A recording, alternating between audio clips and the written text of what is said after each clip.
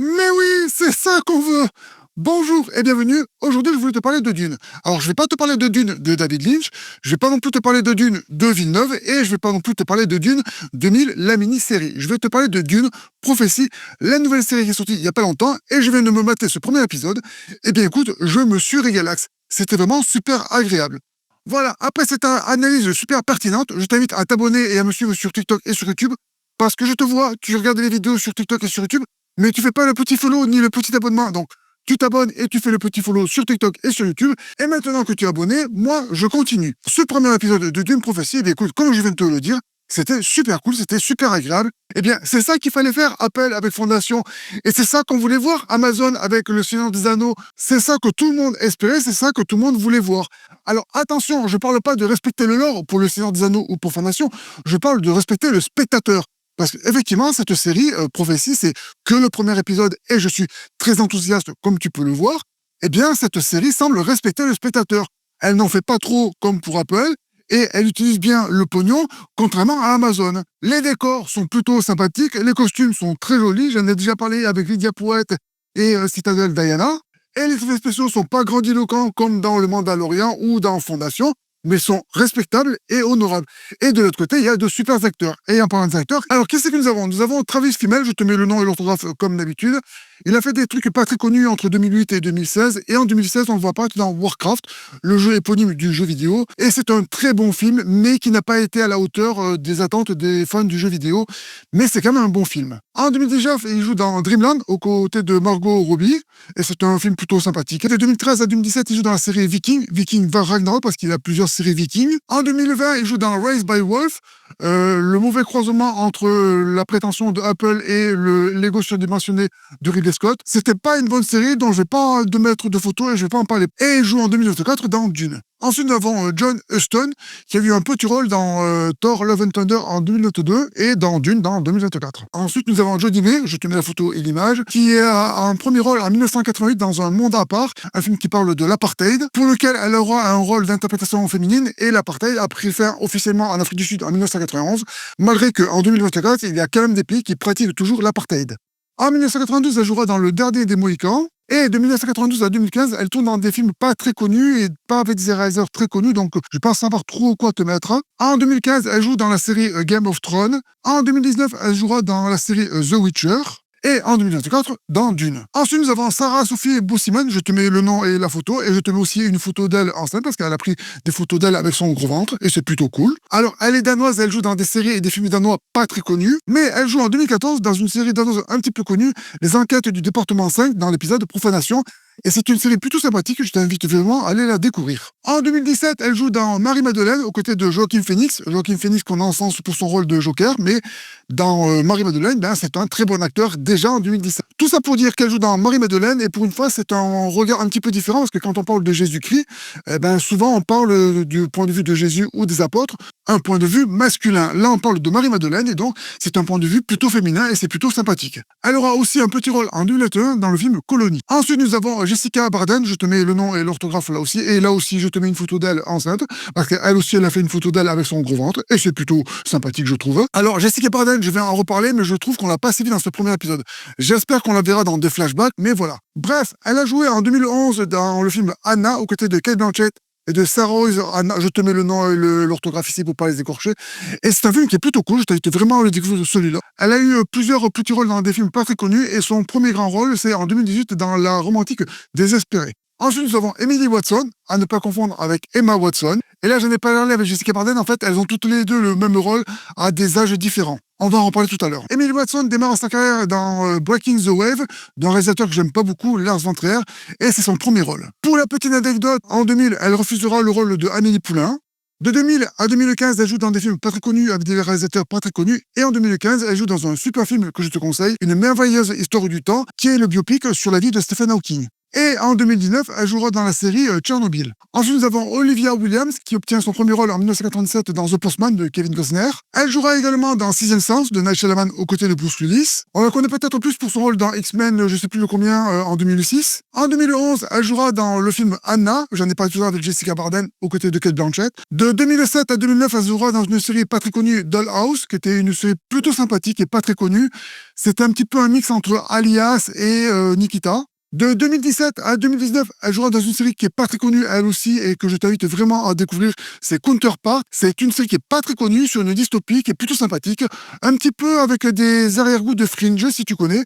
Bref, une série très sympathique que je t'invite à découvrir elle aussi. Et en 2022, elle jouera dans la série The Crown. Parmi les rôles masculins, nous avons Mark Strong, qui est surtout connu pour avoir des rôles de second couteau, de second rôle. Il commence sa carrière en 2001 dans Shanghai, le camp des survivants, aux côtés de Robert Radcliffe et de Kiefer Sutherland. C'est un film qui parle de la guerre, c'est un film qui est très dur et très intéressant à voir, mais bon, ça parle de la guerre, hein.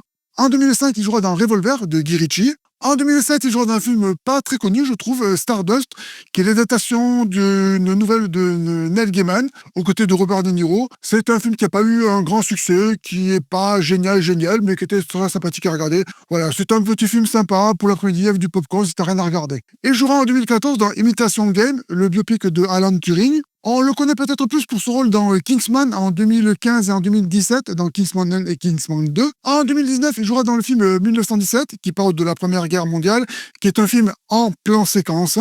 En 2022, il jouera dans Tar aux côtés de Cate Blanchett. Tar, j'en ai déjà parlé ici. En 2024, il jouera dans Atlas aux côtés de Jennifer Lopez, et c'est un film qui est plutôt bof. C'est un film qui était plutôt prometteur, l'histoire, enfin le synopsis était vraiment intéressant, et c'est un film bof. Ensuite, il y a plein de petits nouveaux, plein de premiers rôles et de jeunes acteurs, dont je vais faire un petit peu de name dropping. Donc nous avons Jade Anouka, je te mets une photo d'elle, et puis elle aussi elle pose avec son gros ventre parce qu'elle était aussi enceinte. De 2020 à 2022, elle joue dans Is Dark Matter, une série télé qui est plutôt sympathique, qui parle de la boussole d'or, si tu connais le roman en plusieurs tomes, ou bien le film adapté au cinéma. Bref, c'est une série qui est plutôt sympathique, qui a été un petit peu ratée à mon avis, et qui n'a pas eu le succès qu'elle méritait. En revanche, Anouka, elle est plutôt connue pour avoir des rôles au théâtre. Ensuite, nous avons Folian Cunningham. Je te mets la photo et le nom pour pas l'écorcher encore une fois. Elle a un petit rôle en 2022 dans The Northman. Ça, c'est un film, il faut que je note, il faudrait que j'en parle un de ces quatre. C'est un très bon film que j'ai beaucoup aimé, mais je ne le conseille pas à tout le monde. Ensuite, nous avons Chloé Léa, qui a joué dans Fondation. J'en ai déjà parlé un petit peu. C'est une pas bonne série de Apple. Je te mets une photo d'elle parce qu'elle a eu plein de récompenses. Elle joue dans Kate et Heidi. Je n'ai jamais entendu parler de ce film, mais je te mets quand même leur affiche à côté de moi. Et pour finir avec le name dropping, nous avons Chris Manson, et j'ai pas trouvé de film connu qu'il ait pu faire et que je puisse te citer. Alors, après cette longue introduction et la présentation des différents acteurs, comme tu l'as compris, j'ai beaucoup aimé ce premier épisode et je suis très enthousiaste de pouvoir la suite. On est parlé avec Mandation de Apple, avec le Seigneur des Anneaux de Amazon et aussi avec Disney, le Mandalorian. Quand j'ai vu le premier épisode, j'ai dit attendons de voir la suite. Là, avec Dune Prophétie, j'ai dit oui, c'est ça que je veux.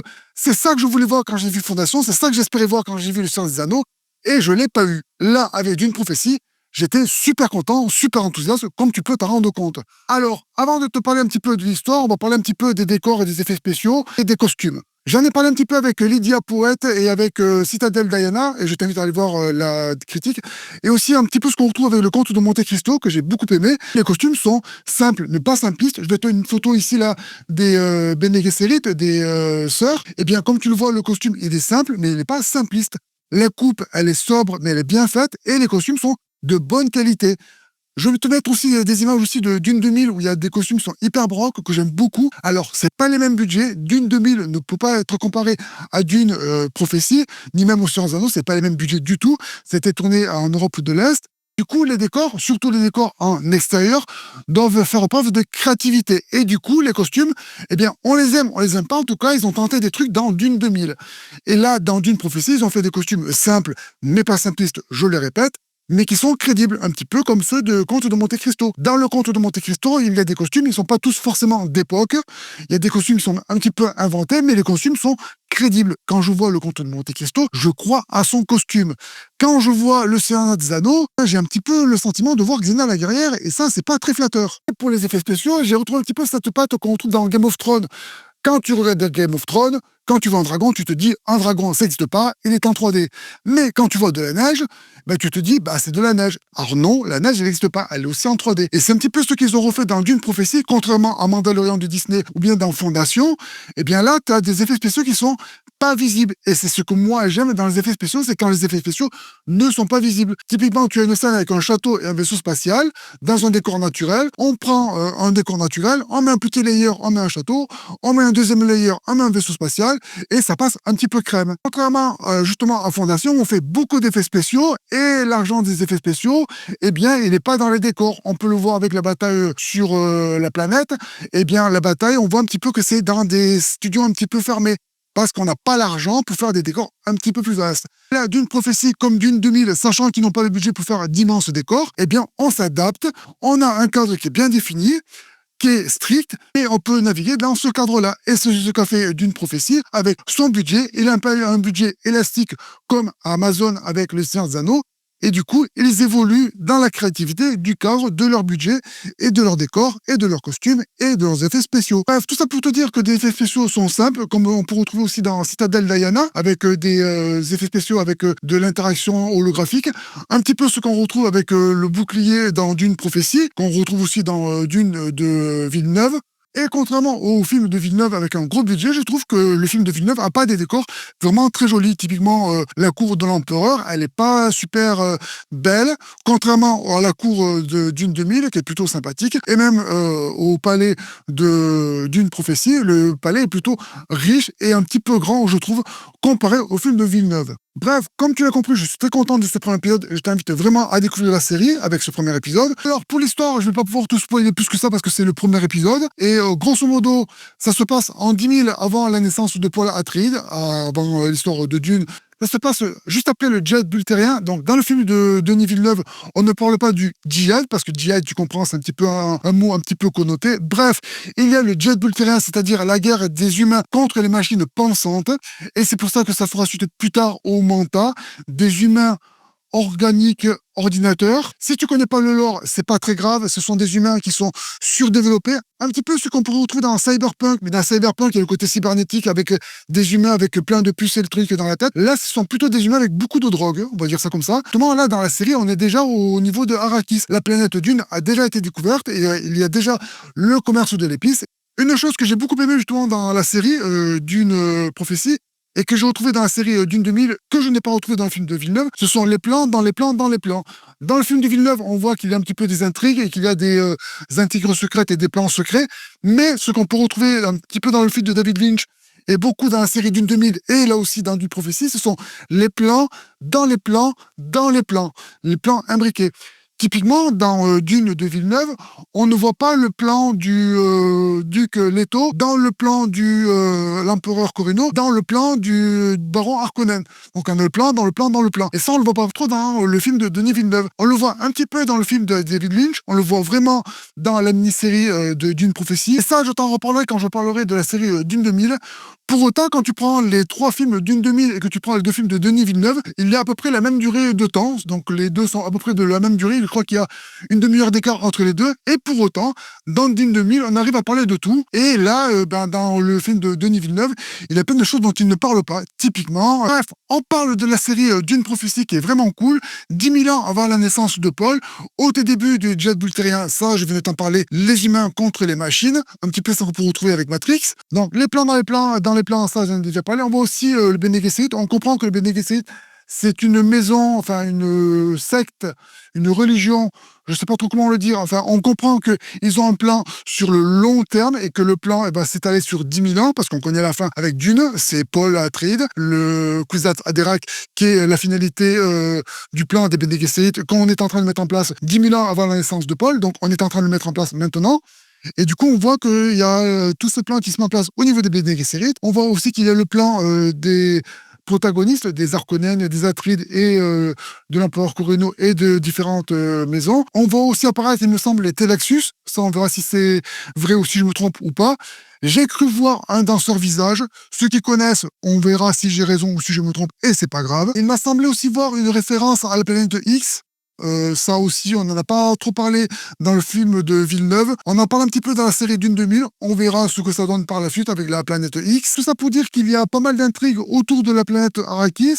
Pour l'instant, on se concentre sur la planète du Bene Gesserit et sur le palais de l'empereur Corrino. J'ai vraiment hâte de voir la suite, surtout que ça finit par un super cliffhanger. Et le cliffhanger, voilà, je parlais tout à l'heure de Telaxus, il m'a semblé voir un Gola ou un danseur visage. On verra ce que la suite nous dit. En tant que fan de Dune, moi, il y a plein de choses qui m'ont parlé, mais j'ai eu aussi la chance de voir ce premier épisode avec des gens qui ne connaissaient pas du tout Dune, et qui ne connaissent pas l'univers, et qui n'ont pas forcément vu la mini-série Dune 2000, et qui n'ont pas non plus lu les films de Herbert, ni de son fils. Ça, on en reparlera, je pense. Je vais reparler de la série Dune 2000. On reparlera de Herbert, parce que Herbert, on parle de Herbert qui était apparemment un écologiste et tout ça, mais c'était un petit peu un homophobe. On parlera aussi de son deuxième fils, parce qu'on parle souvent du fils qui a repris les romans de Herbert pour faire des préquels, typiquement d'une prophétie. Mais on oublie de parler de son deuxième fils qui était homosexuel et qui est mort du sida. Donc voilà, petite parenthèse et petit pot de banane au Frank Herbert qu'on se connaît. Mais pour autant, est-ce qu'on peut séparer l'artiste de l'œuvre? Non, on peut pas forcément les séparer. J'aime beaucoup l'œuvre de Dune et pour autant, ça reste pas forcément un mec très sympathique, Frank Herbert. Voilà, je pense que j'ai un petit peu digressé sur Dune Prophétie. En conclusion, je t'invite toi aussi à regarder ce premier épisode et à découvrir cette série. Je pense qu'elle a réussi ses karatés Fondation et le Seigneur des Anneaux parce que justement, ils savent ce qu'ils ont au niveau de leurs finances, de leur budget. Ils en font pas trop et je trouve qu'ils le font bien. Voilà, merci de m'avoir suivi. Je te l'ai déjà dit, si tu regardes sur YouTube et sur TikTok, eh ben, tu passes à t'abonner. Tu mets aussi un petit commentaire et si tu as des choses à me dire, je les lirai avec plaisir. Voilà, merci, au revoir.